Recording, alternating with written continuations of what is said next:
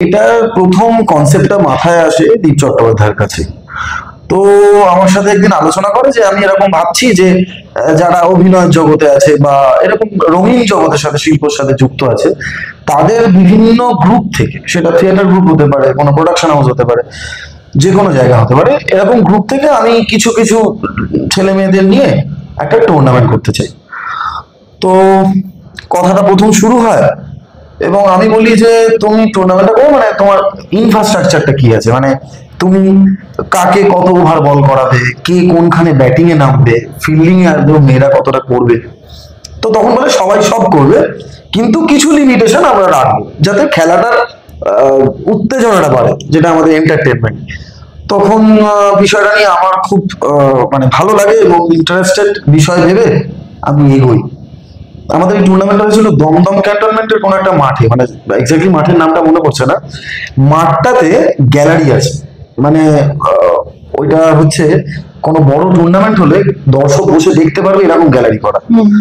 তো যখন আমরা মাঠ প্রথম দেখতে গেলাম, দেখেই আমাদের পছন্দ হয়ে গেছে। এবার টুর্নামেন্ট হলো, টুর্নামেন্ট মানে শুরু হলো, দামামা বাজলো, সবার কখন কোন সময় খেলা এসব জানলাম, ঠিক সময় মাঠে পৌঁছলাম। প্রচুর দায়িত্ব ছিল, কিন্তু যখন একটা প্রথম খেলা আমি যতক্ষণ না দেখছি ততক্ষণ তো বুঝতে পারছি না কিভাবে আমরা করবো। যখন খেলাটা শুরু হলো, নিয়ম ছিল 2টো ওভার মেয়েরা করতে পারবে।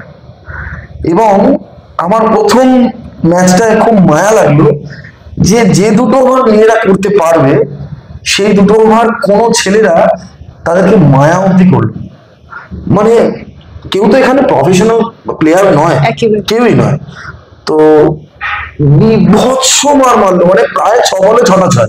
এবং যদি কারো গুগরামে বল যাচ্ছে সেই বলটাও 6 মেরে দিচ্ছে। যখন মেয়েরা বল করতে আসতো আমার মনে হতো যে তাদের সম্মান দিতে, মানে রেসপেক্ট করতে, তারা যেহেতু একটা এন্থু নিয়ে, একটা এনার্জি নিয়ে মাঠে নেমেছে, সবসময় তাদেরকে একটা এনকারেজ করা উচিত। তাই জন্য আমি একটা কি 2টো বল আমি মারতাম না, যদি 6টা বলে 6টা 6ও মারা যেত আমি মারতাম না। কিন্তু সেই ম্যাচেই আমরা যাদেরকে এত দুর্বল ভাবছিলাম, সেই পুরো টুর্নামেন্টের মধ্যেই 2টো বোলার এমন ছিল যারা ভালো ব্যাটসম্যানকে খুব বাজেভাবে আউট করেছে, এবং সেই ব্যাটসম্যানটার লজ্জা হওয়া উচিত ছিল, এরকম ভাবে বলছি।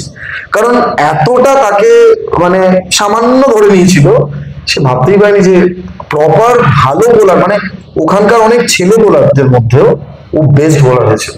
আমার এখনো তাকে মনে আছে, মং আমরা বলে টিমটার নাম ছিল, এবং বিভৎস ভালো বল করতো। তো তারপরে আস্তে আস্তে দেখলাম যে এদেরকে এই সম্মানটা করার, বোলারের নাম কি?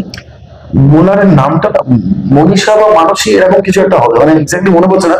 দ্বিতীয় আর খেলা